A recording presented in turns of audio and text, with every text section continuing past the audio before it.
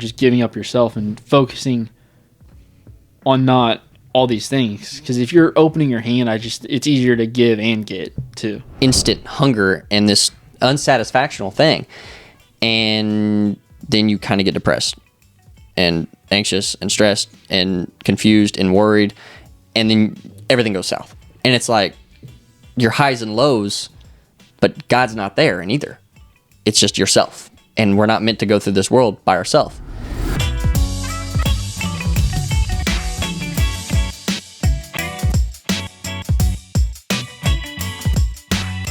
Welcome to the Deeper Still podcast. Oh, we still in my Welcome thunder. back.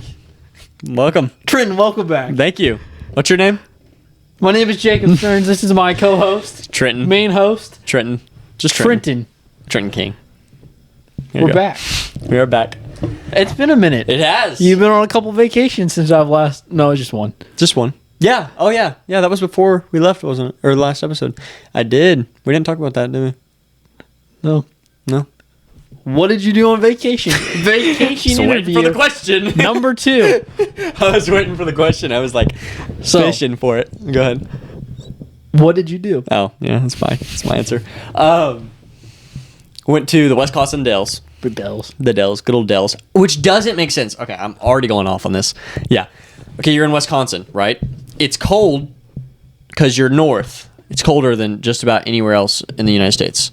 I mean, kind of, but it's up there north. And they build this huge resorts. There's multiple with water parks. Like the main theme is water parks, right? So I get there's some inside, but like, why water parks? I mean, it's the north. It's cold.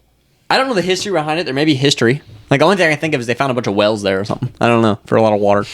They found some wells. That's all I can think of is like there was just like a bunch of wells for the water. And that's why they made water parks. I don't know. It was fun, though. It was cool. I just think it's funny that they did it in the north. It's not like you're just like coming across wells. You had to dig those. Well, yeah, I know. But maybe Okay, they came across like a enormous amount. It doesn't make sense to me. That was a dumb answer probably because you can find wells almost anywhere in the United States. Like, I mean, places to dig wells, not wells. Yeah, but it was fun. It was a blast. I had fun. I went with my girlfriend's family for 5 days. Yeah, 5 days. We drove separately though, but it was fun. You know they're called the water park capital of the world? Yeah. Why not in like, I don't know, Florida? Texas? Texas would be a good one. I don't know if they have enough water there. Do they? I don't know what I've Texas never been to Texas. water aqua system is. I just think of dry when I think of Texas. I don't know why. That's fair. Like, is it, I don't know. I just think of desert. Like, literally, I think of desert. But I'm like, it's not a desert. It's Texas. But, like, I think of that. You been to Texas? No. Have you? Yeah, I have. No, you have not. I swear. Actually? Went to San Antonio, Dallas. I think we went to another place. I think we went through Austin Wow. in one trip. It was like a week. We only For what? Just to drive? Just to see things? just to go. Interesting. We met my sister down there. They did. They were moving people at the time. Her husband's parents owned a moving, so the father-in-law owned a moving company. And we met them down there. It was a blast. Really? The river walk gets super pretty because it's so hot, and then you go and dry, like, and deserty? it's hot. I know it's not. I'm just saying that because that's what I think of. Maybe, like, southern Texas is. Yeah. Because that's, like, Texas is the size of some countries out there. Have you seen where they put the map, like, of a country, and then you like put Texas over there, and it's like, oh wow, that's bigger than I thought it was. Yeah, and then you look at the United States, and it's like 5 Texas. Yeah. Yeah. But- No, I think it's right. I don't know. I don't know because the way sorry. Go on. Riverwalk is really pretty. If you've never been, it's so nice because it's so hot, and then you have like a breeze from this little, and it's kind of like canopied over. So nice. It's one Really? of my favorite places to be. That's cool. I really want to go to Texas now. Yeah. I want to go to Texas to fish. Fishing in Texas and Florida is like out of this world. Really, Freshwater, yeah. really. Bass are huge in Texas. Any warm climates, they're not tropical fish. I guess they could be, but I mean, of course, they're freshwater fish. But there's like peacock bass, which are tropical fish, and you could find them in Florida. I'm not sure about Texas, but that region, like temperature, where they could stay active year round. See, up here in Illinois, it freezes, a quarter of the year, or it gets cold enough for the water where they can't move as much, and so the more the temperatures, like their climate to it, the more they can move around and feed and get bigger. So they're huge. Like the average fish here compared to there is just, it's a huge difference. Everyone wants to go to Texas. Any bass fishers like, let's go to Texas or Florida if they get the chance. And that is your fishing update with Trenton. We'll have one each episode now. I wish. That'd be funny, though. But no, the Wisconsin Dells was fun, too. That is cool. It just rained for the days we were there. But there's indoor parks. Is it not an indoor water park? I thought it was an indoor water park. So the place we went to actually has the biggest water park in the world. At least that's what the sign said. I don't know if that's actually what it is, but maybe in the United States, I don't know. But yeah, they says in the world. Huh? So yeah, well, that's what the sign says. I'm just going off that. I don't want to get fact checked here and look like a dummy. They probably got to take it down, or is it by law that if you? Well, they say best cup of coffee in the world all over the place, and it's not. It's like, have you seen the Elf thing? Average It's cup like, of Joe. Congratulations, the world's best cup of coffee. Yeah, I know. That's exactly what I thought about when you said that. I think we need one sign: world's biggest water park. Mm-hmm. And as soon as somebody takes over, you got to move that sign. You get the sign now. That's a good point. I think the same thing with the coffee too, though. There's one sign a bold that goes claim, around. and it's not like fact checking. It's like, yeah, but you can really just all willy-nilly. you can just say whatever you want now. Yeah, this world. No, I'm just kidding. Yeah, they have 6 parks. The place we went to, it was called Wilderness. They had 6 parks. It was 2 inside. 2 of them were inside, and the other 4 were outside. I'm pretty sure it's 4. Maybe it's 3. Maybe it's 5 total. But the nice ones are always outside because there's more room. But it was a lot of fun. They had one where you drop like the floor is underneath you, and you walk in, you cross your arms, and the floor drops out from underneath you. And in this water slide, you literally go up like this, and you loop around. You're almost upside down. It's a loop, like a full loop. Not a full loop. It's like it's like you go just about where you're about to fall down, and then it goes down. It's crazy. I think it's like man, I'd say you're 30 foot up there whenever it does a loop. So you drop straight down, probably. Oh, it's kind of the side. Probably 70 foot. Yeah, and then you go down, and then you slide sideways. There's one loop I know. I don't know where it's at, but I had to look this up because my girlfriend had this argument. She goes, "There's no way like they do a loop," and I was like, "There's water slides that have a loop. I know it." She's like, "No, there's not." This was probably like a 5-minute of all heated the debate. And I was like, yes, there is. I was like, we can just look this up. She's like, fine. I look it up. I was right. Where? I was right. Where? I'm curious. I don't remember where. I was terrified to go on that, so I'd hate to do a full loop. Because it was like... Oh, biggest fears. It's enough... Like, they have a hatch up there for when people get stuck. Yeah. Like, I was walking by... If I need an escape hatch in a ride... I'm not doing the ride. Dude, the scariest part is the fact you get in there and they say, make sure you have your arms and feet crossed and your head back. And I'm like, okay, like that, or whatever. But then they're like, we're going to count to 3 and drop you. And I'm like, Don't they normally not wait till 3? It's like 1 and then just hit it? No. The ground's clear. Like the floor underneath you is clear. So you're like stepping out on, it feels like nothingness. You know it's glass, but you don't at the same time. And you step out there and like if you're not ready, you'll hit your head. Like, if you're not back, it feels like you'll hit your head. So, like, my fear of any of this was the fact that I'm going to step out there and not be ready, and they're just going to drop me. So, like, I want to be ready. You know what I mean? I'm like this. I went down that the first time, and there's 2, actually. There's one that's red. It goes straight down. And you see people go on it, and water flies up in the air, like, 5-10 foot, because their feet, when it hits it, there's so much, like, speed. It just flies up. And that first one went down, water up my nose the entire time. So, I went in the blue one, which does a loop, and I'm like this, and I'm just holding my breath the entire time. Eyes closed because water shooting in my eyes. Yeah. It was not pleasant. It was not fun. I didn't even know what happened. By the end of it, I was just like, that. And there's little kids that are like, yeah, little kids are just running it, dude. I'm like, never again. And then my back, dude, was red. Super red from going down it so fast. My back was like scratched up. But it was an experience at that. It was cool, but I'd never go on again. Randy's like, let's go. And I'm like, no. Yeah, I'm not I don't do fun things like that. I don't know if I consider that one fun. Other slides, yes, but roller coasters, I'm kind of just. But do you not like the roller coaster thing of it? I'm terrified of the harness. The harness. I would rather just hold on for dear life. Which you're probably thinking, why wouldn't you like a water slide then? I don't like the tube. I don't. What about I'm claustrophobic. I don't know. I just don't really do water slides, I guess. Really, I'm taking water slides.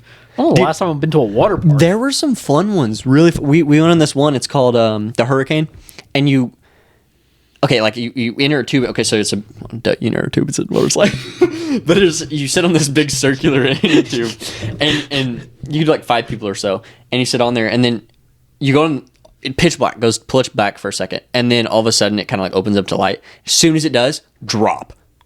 I mean, like, and then you fall. It's like you feel like you're gonna come up off of it or get launched because it's just like such a big of drop, and then you get dropped in this thing, and then it goes like this, up, back, and that was the best water slide there. That's the best one I've ever been on. It was amazing because that drop was so big. I've never rode one that has the little. They're raft ones. I haven't rode one of those. Oh, they're fun. I bet oh, it they're could the be best fun. by far. You know it's good. You know it's good when you're walking at the exit of the water slide. There's kids crying. That's when it's good. That's when it's peak. When you see fear in somebody's eyes, or worse, like teenagers crying. That's when it's bad. No, did you cry? The one where they dropped out, there was a teenager crying. Did you cry? Were you the teenager? Possibly. No. It was pretty fun. The first time we went down, none of us knew there was a drop, and I went backwards. They send you backwards. You don't even know what's coming. You just look this way, and all of a sudden you just fall, and you're like. You didn't realize it was going backwards too. There's Yeah. some of those that's like, oh, you're about to go, and you're like preparing to be launched forwards, and all of a sudden you're just going backwards. Like, ride's breaking. Yeah, ride's breaking. like it spins. Dude, we went on something and they push you forwards and then the ride would spin. You go backwards, like, and then it's pitch black, so you don't know what's going on. Yeah. Anyways, enough with water slides. So was it fun? It was fun. I had a blast. Would you say you we went out and ate and all kinds of stuff. Like every meal we went out to eat. So Wow. Do you have a joyful time? You would say. nice. I did have I will say happy. I was happy that entire Okay. time. I don't know if I'd So say I guess joy. does happy just not? How long does happiness last? Temporary. And we're into the discussion. That's what today's about. Good job. Good transition. All right. Props. So today we're going to be talking about joy and happy. Just joy and happy. Okay, I'll say joy versus happiness probably, and then kind of like what's the opposite of joy and happiness. I feel like. I think we find this a lot. Is when we go for a discussion, we're like, let's think of joy, like all these good topics, love, and we're like, let's get to the opposite of that to understand our main point. Mm-hmm. So looking at joy, what's the opposite of joy? Probably like, what, Sadness, depression. Yeah. Probably like anxiety would be a big one too. I feel like a lot of times when you're anxious, it's hard to be even happy, let alone joyful. I think of some of the verses too that come to mind. It just do not be anxious, and the commands, or just not even focusing on tomorrow. Right. Just Or trying don't to worry about do not what worry you about wear, tomorrow. Yeah. how you dress, or what you're gonna eat. Yeah. And just trying to like limit your mind where it's not to a million different things, but just maybe 100 different things. And that's what I like about joy. I would give the definition of joy in Greek. So the Greek word for joy is, I'm gonna butcher the kara. Kara, yeah. Okay. Means deep inner fulfillment with God and gladness rooted in faith. So the idea is you're rooted in faith and you're walking with Christ and with God, and that's how you receive joy. And I really, really like the definition of that and how Greek transferred it, because it's also one of the what's it called? Hold on. Fruits of the Spirit. There it is. Oh, one of the fruits. Yeah, of the Spirit. it's one of the fruits of the Spirit, and for something to be the fruit of the Spirit, that means it's of the Spirit. It's not of the body or of the mind. Even it's supernatural. It's spirit. Anything spiritual is supernatural. You're trying to align yourself with God's ways. Right. Trying to align yourself with His Son and what that means. Yeah. Have you ever heard the saying to like what joy stands for is Jesus, others, you? No, I have not. Real? How did What are those called? Himiles? what What is, when you take a word and you break it up into different words? acronym? Are you sure? Is that what it is? I thought it was like a Himalayan. Okay, whatever. Himalayan. all I could think of when you say it was a Himalayan salt, and I was like, I don't think it's that. I don't think so. But just Okay, go never back mind, to whatever. I'm dumb. no, you're not. I'm just saying, Jake. No, I'm just kidding. Go ahead. To go back to it, just having Jesus, others, using that is the proper order to experience this joy. Is at first you have Jesus and you're serving Jesus, and you're again aligning your ways with Jesus, whoever in command. Right. And then you have others and just serving others. And I think of like the times I have the most, I guess, accomplishment in myself, or just like I want to say overcome, but that's not right. the satisfaction is like serving others and helping others, and you kind of get a joy from that. And then you have like yourself and just putting yourself last. Right. It's a difficult thing to do. Yeah, it is. I mean, that's what we talked about last episode too, was sacrifice versus or selflessness, and the way to kill selflessness was sacrifice and to love. And yeah, it's a hard thing to love others who, even if you don't know them, do you know what I mean? And so to sacrifice yourself to give to others, yeah, it's a very hard thing. And I thought of something real quick, just because I was at work, I was thinking about our last episode, I thought of this. It's like, imagine yourself as a cup of water. It's silly, but like, imagine yourself as a cup of water, and each time you love, you give a piece of yourself, right? So you give like a drop of water each time you give or you love. And sacrifice is literally sacrificing a part of yourself, giving a part of yourself each time you choose to love someone more than yourself, right? So you're constantly just taking and taking and taking and taking and taking away from yourself to give to others. And that's why it's so beautiful, is because it's less of me, more of you, and I'm literally giving a part of me to make you happier, to find Christ, or to have joy, or to love, to show love. And I think I just like kind of that idea of it, that, yeah, I'm like literally giving a piece of me. And that's why it is hard. Do you know what I mean? Because it's sacrifice. Sacrifice is also why it's pure. Hard things are pure, I feel like. To go along with that point, Philippians 2:3-5, and I was talking about putting Jesus first. And when you're doing that, like, you're trying to live as Jesus did. So I wanted to go from Philippians chapter 2, 3-5, and it's talking just how Jesus lived in like that kind of way, and you were hitting on selfishness. And this verse was, "Do nothing from selfishness or empty conceit, but with humility consider one another as more important than yourselves. Do not merely look out for your own personal interest, but also for the interest of others. Have this attitude in yourselves, which was also in Christ Jesus." And I just think is with selflessness, Tricky word. It's a tongue twister. Got it on that. And just trying to have joy in that. Enjoy starting from that, of just giving up yourself and focusing on not all these things. Because if you're opening your hand, it's easier to give and get too. That's good. I like that.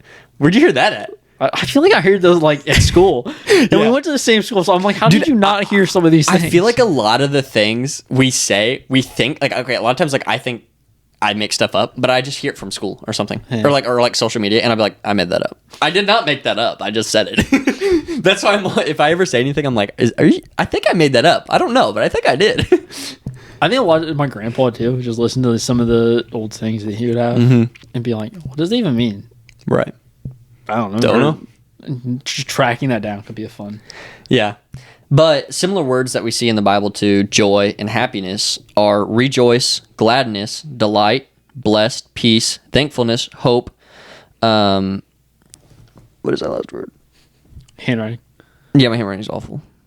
Exult. There it is. Exult. Exult. I can never say it right. That's all right? Exult. Exult. I can't pronounce it right. I know what I'm trying to say. I just can't pronounce it right. But they all mean joy, essentially. I mean, there's different variations of it, but they reflect joy, or they're very similar or close to it. Of course, like gladness is typically used whenever you're talking about songs or music. A lot of times gladness is referred in that biblically. And so you have all these like different words in the Bible that say joy in a different way. And that's what makes Greek really beautiful, is because there's so many different ways you could say the same thing and make it more complex and important and detailed. And I think that's another point, Joe, is there's so many different ways you can say the same word, but it means more. And there's just a deeper meaning to it. And you can be more specific, and you can have people understand what you're trying to say more. And back to one point, when you say exalt, is like exalt, I know a different definition. It's like you lift up, like you honor it. But he says exalt, so like honoring God in return, you get joy. So that's what Yeah, I think when this is translated to Greek, it's very similar to joy.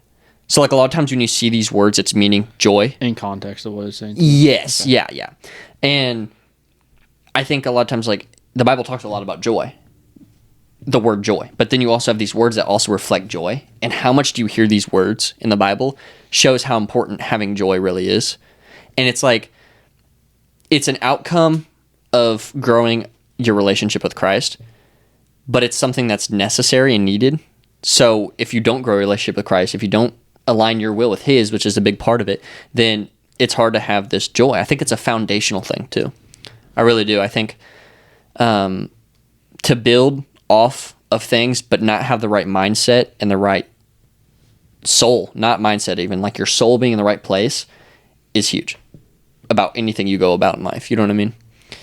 Two is just step one. If somebody wants to live or change the way they live, they're going to look at how you're carrying yourself for one, but how you're acting. Are you having joy? Why would I serve God and there's no joy in that? Why would I change my view? If I don't see you smiling, and I mean, beyond happiness isn't a bad thing.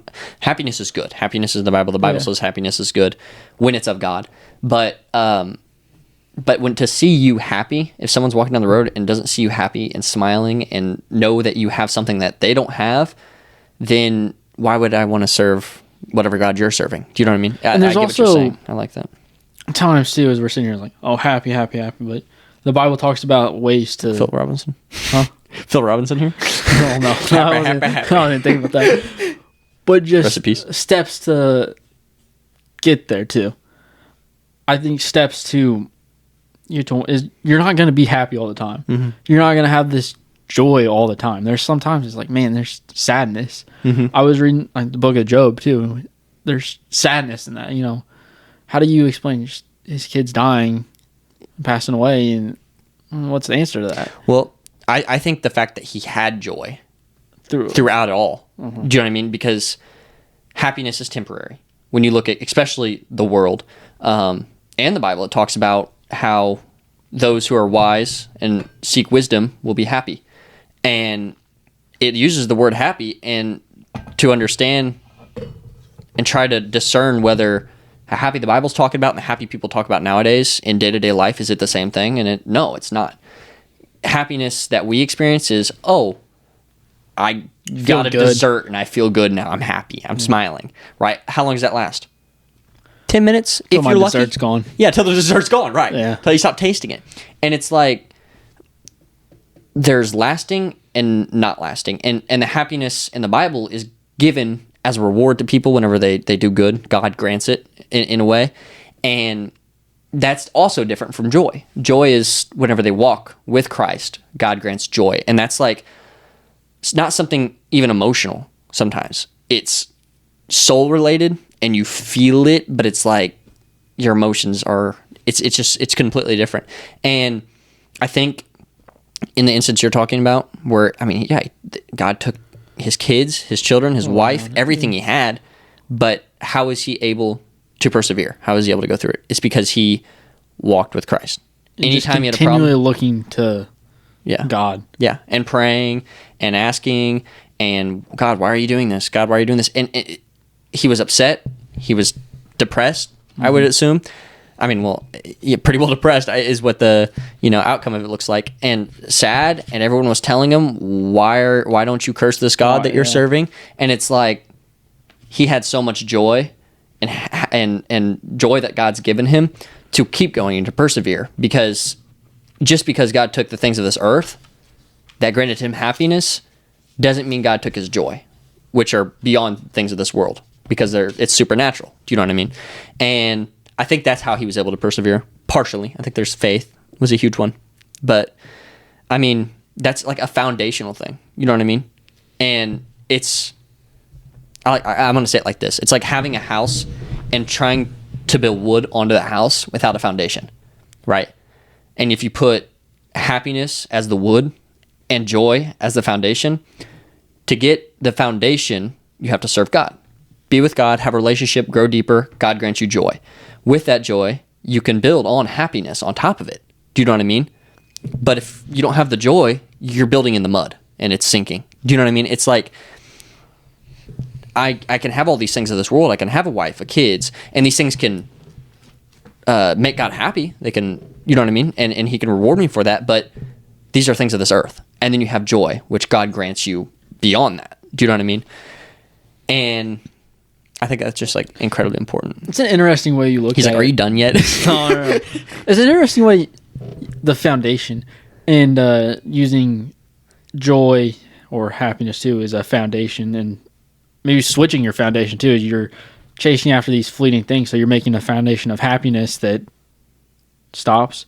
So when your foundation's actually not concrete, but a board, it's not right. But if you get joy, and you're building this out of a concrete foundation, so then you can set the boards on top of it and it'll be all right. It's not gonna break. And you kind of get where I'm saying? Yeah. Where you're setting this.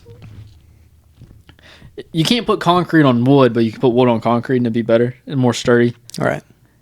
And then if you're having this joy, it's your foundation, then you start to build these things on top of it.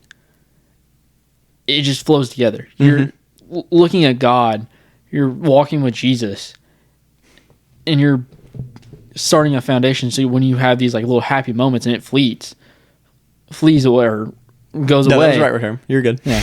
When it goes away, you have this foundation to build something else back. Or maybe these happy moments keep compiling on top of each other, and there's a whole house here now. Right. But again, you're thinking happiness is just a wall in a sense too. Like there's still so many other things you can get to. There's so many other like fruits of the spirit too you get at.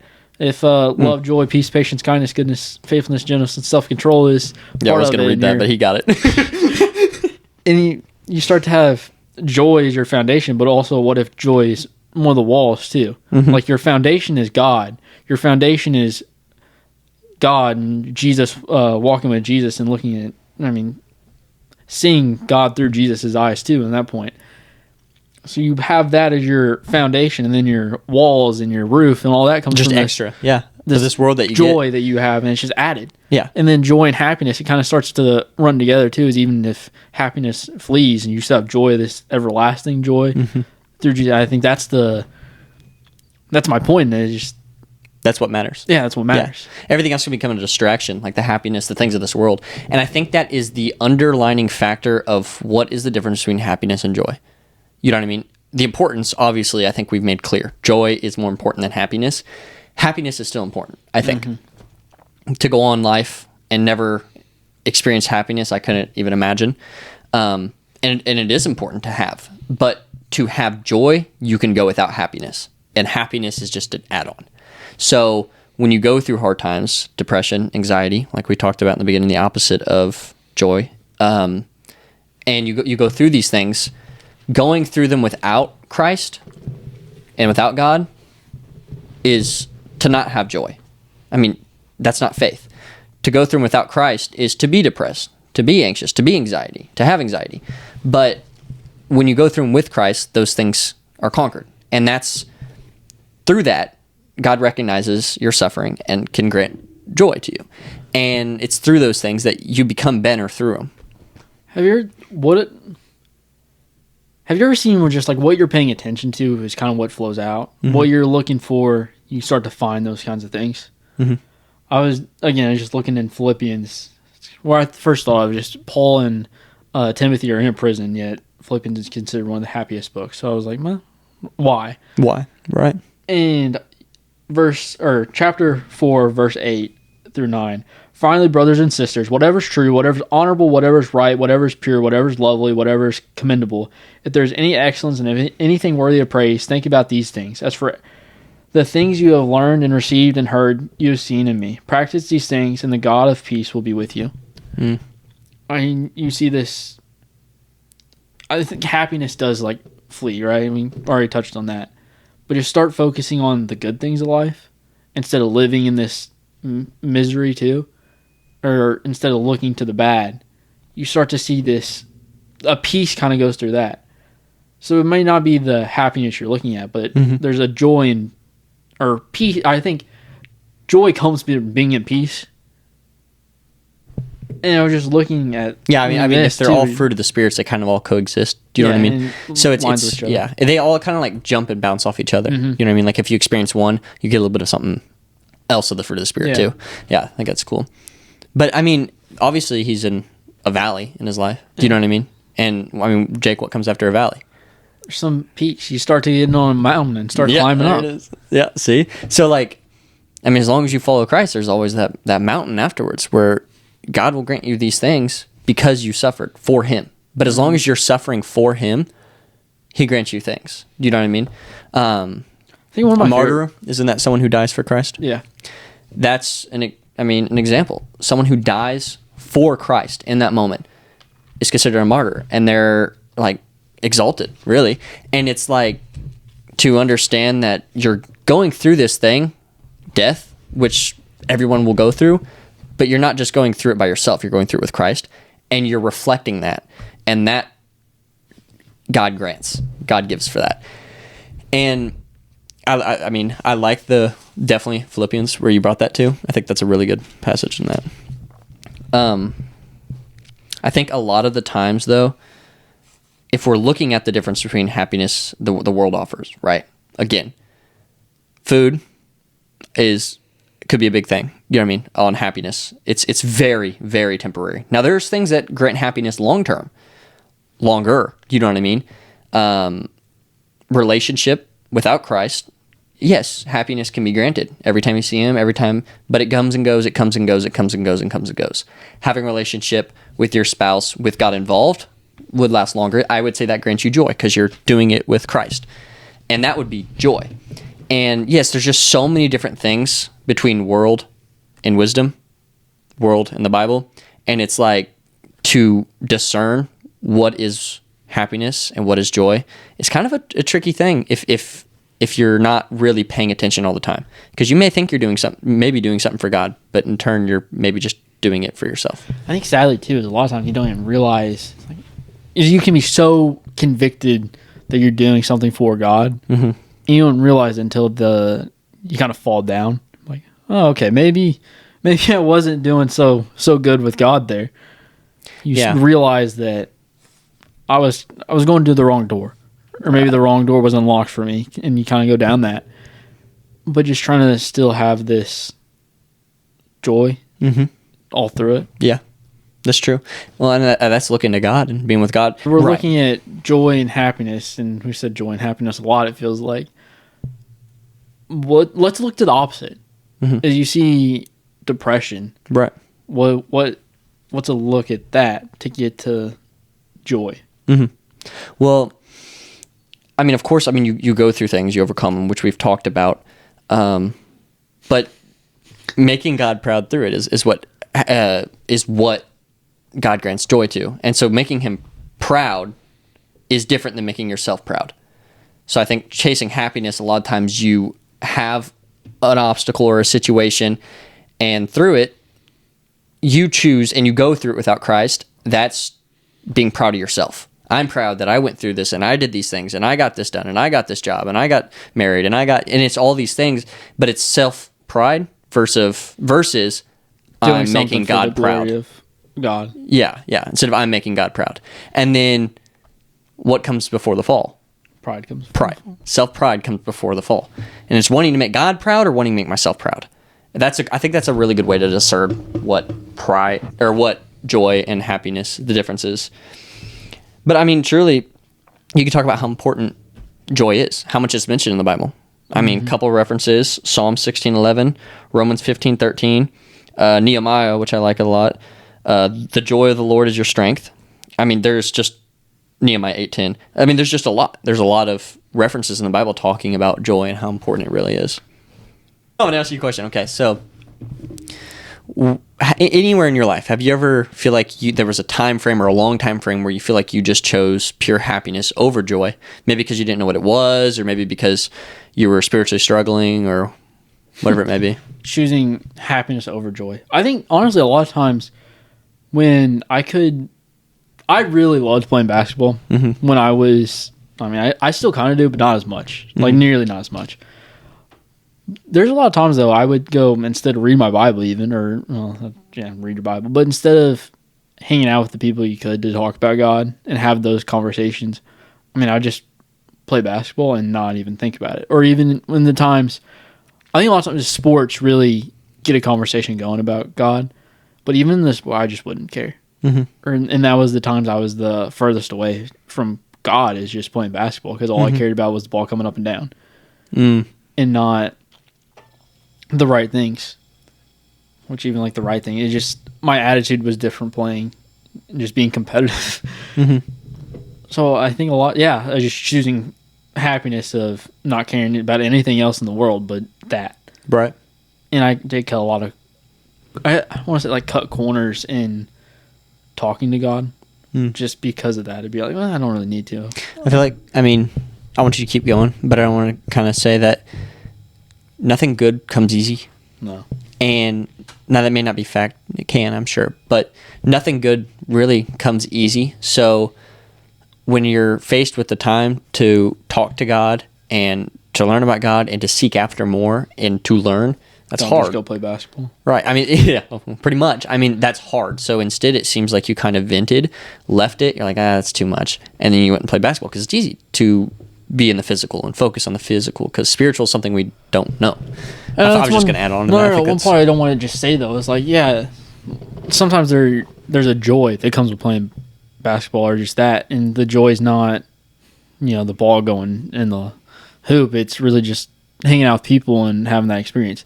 I think one point we've made before, I said, is just I'll change it to just joy. I don't have a joy not getting to talk about God.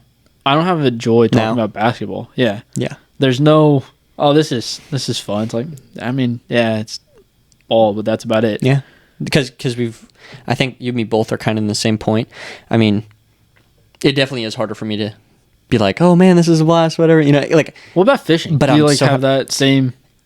I get adrenaline. I think that's different. I think that's chemical. That's an interesting point though, is because we're talking about, and is it just that adrenaline rush would be the best way to describe it? So here's dopamine is a very real thing. I mean, scientifically, dopamine is a thing, and I think happiness a lot of the times that we chase after on Earth is this dopamine, right? Adrenaline is different than dopamine. That's just your blood flow. Yeah. But I always think adrenaline like a action, that kind of stuff. Yeah, and that can be addictive too. I know adrenaline junkies.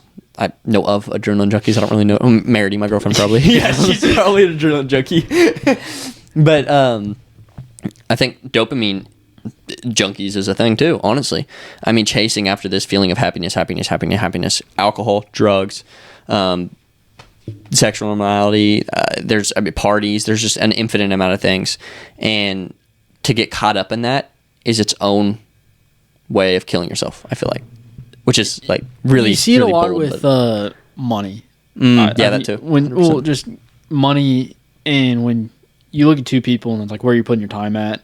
And one's like, oh, I'm going to stay back and invest and just do all this. And then you look at another person that's going out and partying, and they're like, you see the financial difference in 15 years.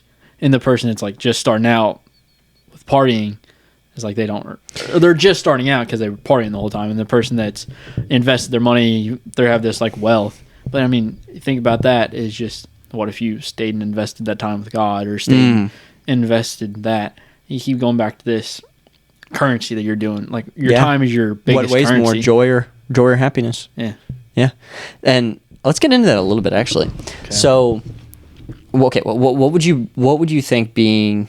Because money can be. It was a good example what you gave, but I think money can also be a really big problem. Getting caught up in money. I want this. It's of the world.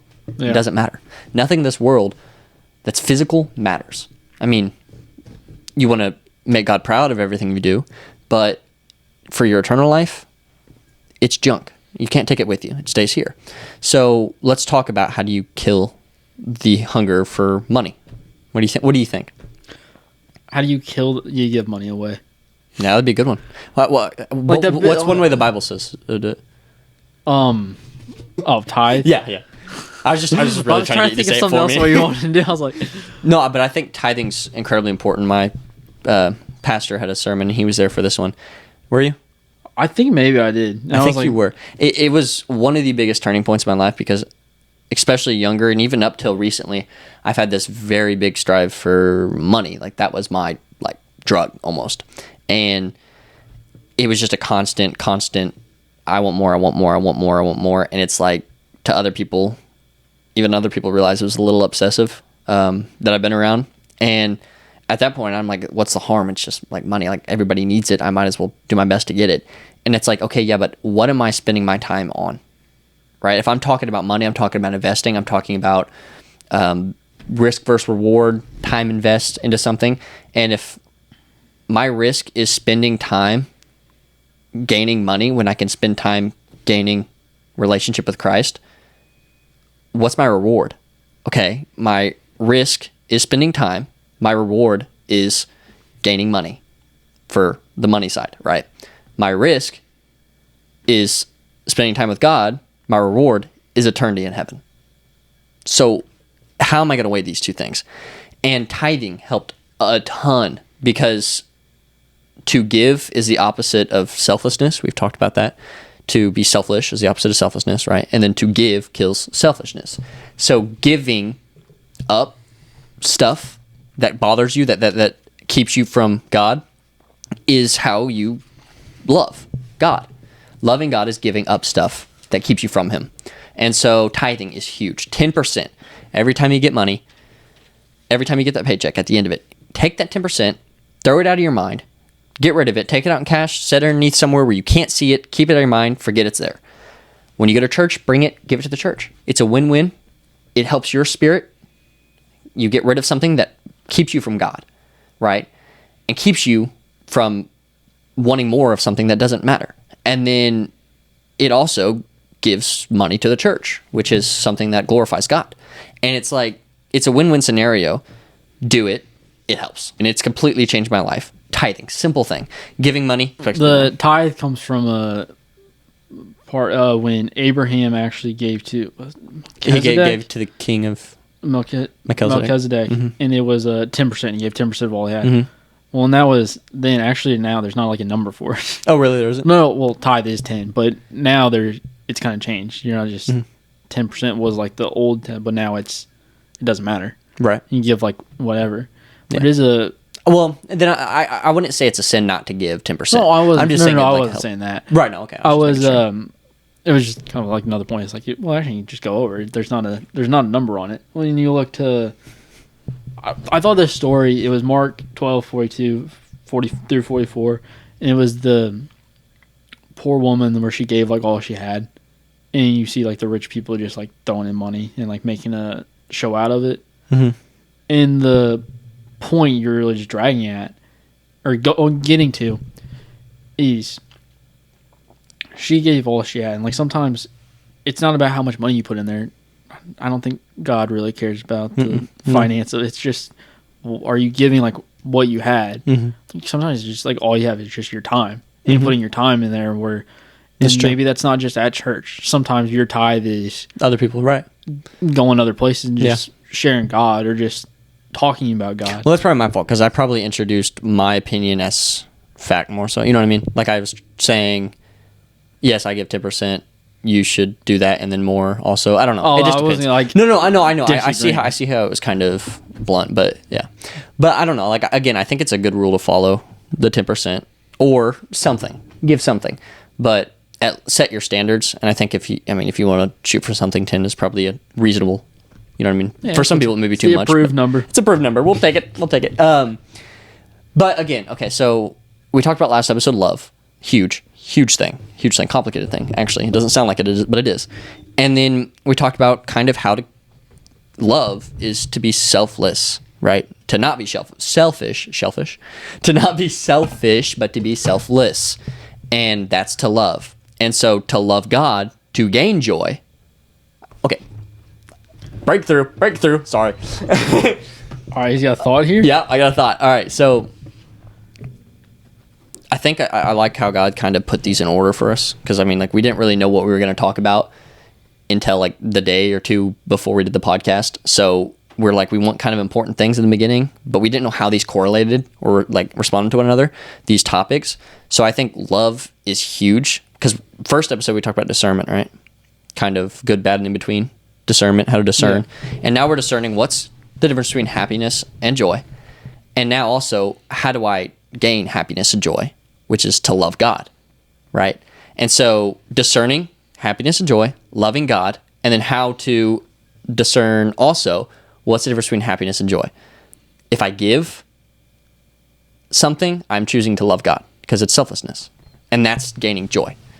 So I think it's cool how God kind of gave us things to do, because we didn't know what we were going to do until we we're like a day before, and God's like, here's this, and we're like, all right, I think we'll do it. We don't know why, but we'll do it. Weirdly, honestly, the thought of this came from you just haven't. I'll tell you my heart, because I texted you like, how about I said true happiness is what I think how I said it, but was actually just an argument that I was like, that'd be a good title, actually, true happiness. Yeah. But then actually it's joy. Okay, sorry. Well, anyway, just like the peek behind the curtain of like why I even thought of this was I was having a discussion with my girlfriend. We were just kind of like, it was upset, and then just we were talking about like happiness. It was kind of like after, and we were just talking about like happiness and just being happy. And then after, I was like, true happiness. There you go. There's one. See, and I feel like God kept us dull to it till now, or didn't let us know why until now, so we could figure it out ourselves and then, express it. But I don't know, I think it's cool. But to get into it more, again, you have the whole drugs, partying. These are like, I think, obvious things we see in our generation, our age group, is this chase and this strive for social development and wanting to gain popularity and drugs and alcohol and partying and all these things where it's just like, what am I really going for here? The approval of others or the approval of God? I know a few people, it's just you're going and just like drinking.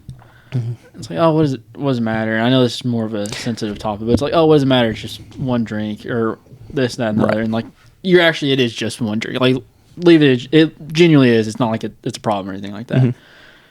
And you're just kind of like continually putting your Saturday into this when you could just do other things. You're like trying to, and you're opening a door too. Putting your currency to something that probably isn't worth it. Right. I think that a lot. And again, I don't know, but scientifically, and this is a guess, honestly. I think I've heard this somewhere, and I shouldn't say this, but I'm going to say anyways.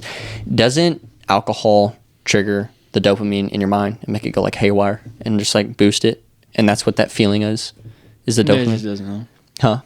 I don't know. I think I've heard that somewhere. I don't know. But, again, if you're chasing after this dopamine effect, that's chasing after earthly happiness, not happiness of God and joy of God. Because there's happiness of God, there's joy of God, and then there's joy of the world, which isn't real joy, and happiness of the world, which isn't real happiness. It just only lasts so long. Yeah. And I think the difference between happiness of this world and happiness of God is, who am I making proud? Myself or God? And it's like, that's the difference. If I'm making God proud, it's happiness of God. If I'm making myself proud, it's happiness of myself. And what kingdom am I growing? My kingdom or God's kingdom? You know what I mean? I think that's a good way also to discern whether it is or isn't happiness of the world. There's a huge difference. Whose kingdom are you growing? Is it? Yeah. I like that. Yeah. Thank you. But I do think that's a huge thing that, like, again, our generation gets caught up in, but every other as well, is pleasing other people or trying to please myself. And what does that gain? Okay, if I get lucky, I have 100 years on this earth. If I get really lucky. You know what I mean? You trying to make your math simple or something? You trying to make your math simple? Probably like 80? Yeah, realistically, but 100, like, if I'm really, really lucky. So, at most, probably 100 years on this earth. So, that's how much time I have to gain, right? But how much time do I have to gain in heaven?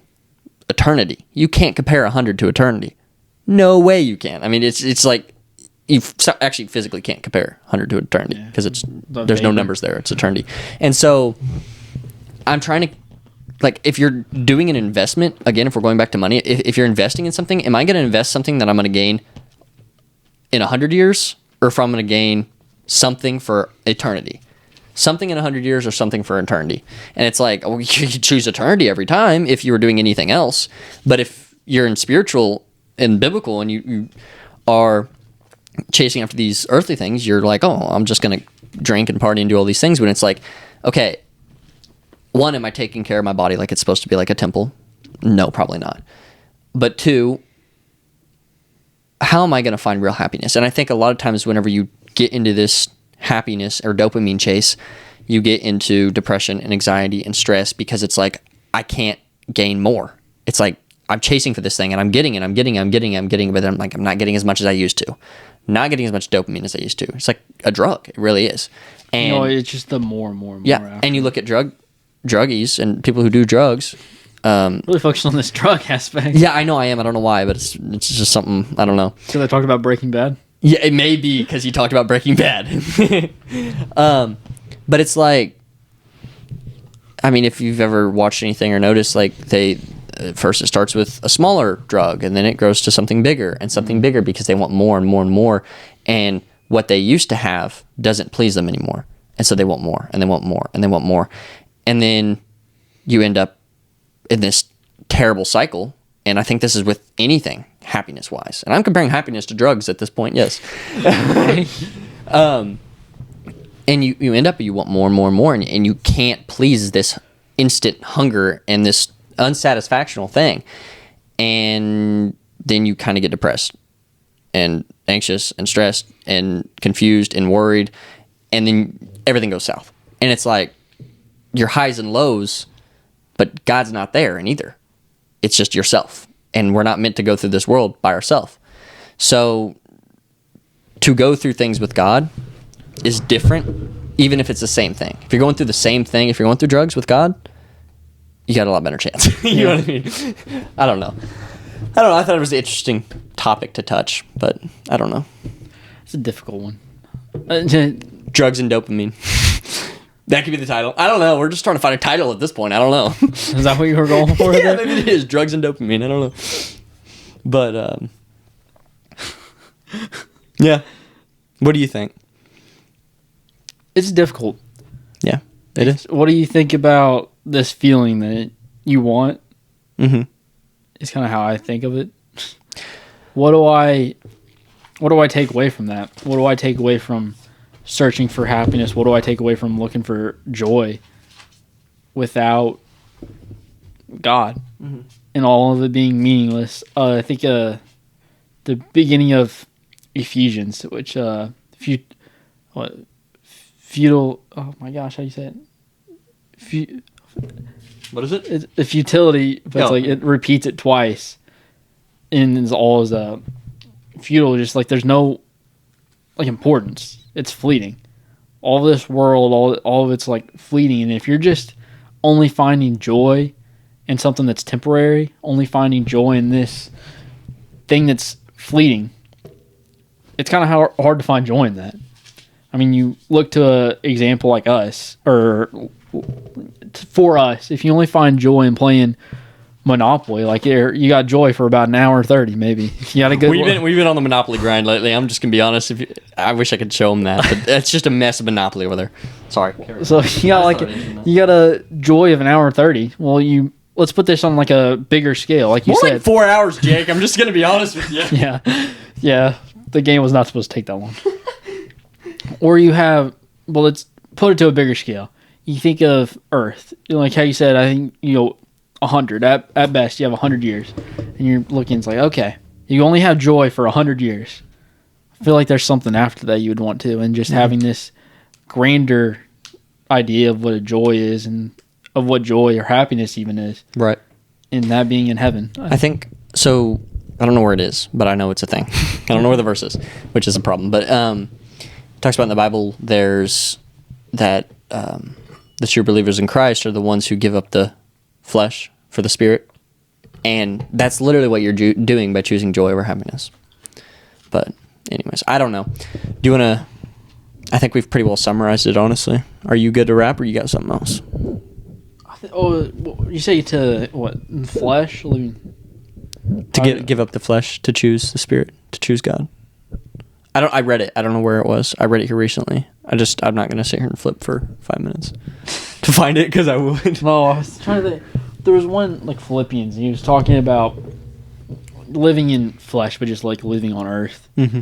or in going through the like sufferings with other people and staying alive, or going and like living with Jesus and being with Jesus. And Paul was like, I'm kind of like hard pressed on both sides. Like, I would love to continue this race with you and continue sharing the gospel and sharing like this joy that he has, that because there's a lot of joy in that. But also, it's like man, I really would just want to be with, call it a day, and I want to go and be with Jesus. Yeah, I read that a minute ago, yeah. And Philippians 1. He's like, but I'm staying here because that's God's will, and that's what he's wanting me to do, is to preach to you guys and to teach you guys and spread the word of God. And that's like him choosing God over himself, even though he wants to be with God and be in heaven. He's choosing to stay here on earth and suffer like the flesh to spread the word of God, which is like our whole job as Christians, by the way. But yeah, I think we just wrap there. Do you want to go like a quick outline of what we went over? I don't really know how. Well, okay. So I think you have discernment, good, bad, and in between. Trying to figure out what's God's will, what's your will, right? Learning what's right and wrong. There's love, which is huge, biggest part of anything ever, and that's choosing to sacrifice over choosing to give to yourself. And with my reference earlier of like you're a glass of water, giving a drop of water each time you give something. And then there's happiness versus joy, choosing joy over happiness, which is essentially choosing God over this earth. And to know which kingdom you're going to glorify, and if I'm going to glorify God's kingdom or my own kingdom, my world, this world. And again, like I said, you have 100 years on this earth and eternity in heaven. Which one are you really trying to invest in?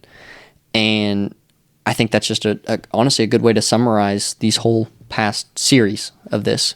And if you're at any point in your life where you're struggling with depression or anxiety or stress, please, please, please comment, send us a DM, anything. We'll talk to you. We'd love to talk to you about it.